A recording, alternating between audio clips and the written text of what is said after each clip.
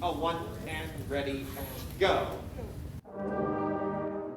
Last week, when 3 members of the Tupelo High School band tested positive for COVID-19, all band activities screeched to a halt.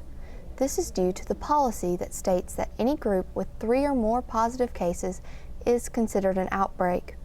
Quarantines are especially hard on band, a group that values in-person contact. There's no substitute for being able to practice with the group, though, and so much of what we do is a team activity. You can't replicate that team activity in a virtual environment. This was band's second mass quarantine since the beginning of the school year, and students weren't happy about it.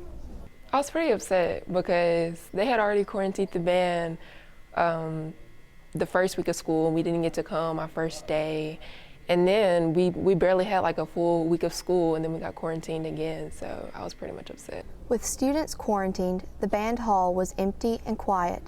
But when the policy changed, the hall roared back to life in an instant.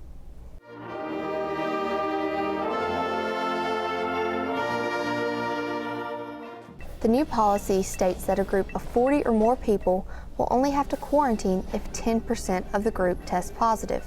When Coach Miller came and told me about the policy, I was just ecstatic. I was elated.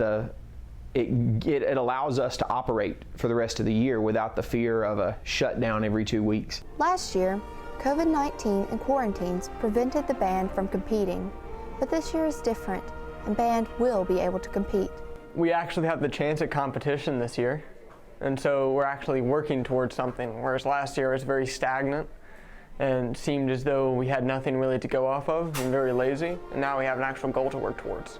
Even though it's now less likely for everyone in the band to be quarantined, some individual students will face quarantines. As a staff, we have made up our minds that we're going to teach the kids that are in front of us. There's always things we can improve on. There's always things that we can practice. So we just focus on the students that are in front of us, and the show goes on.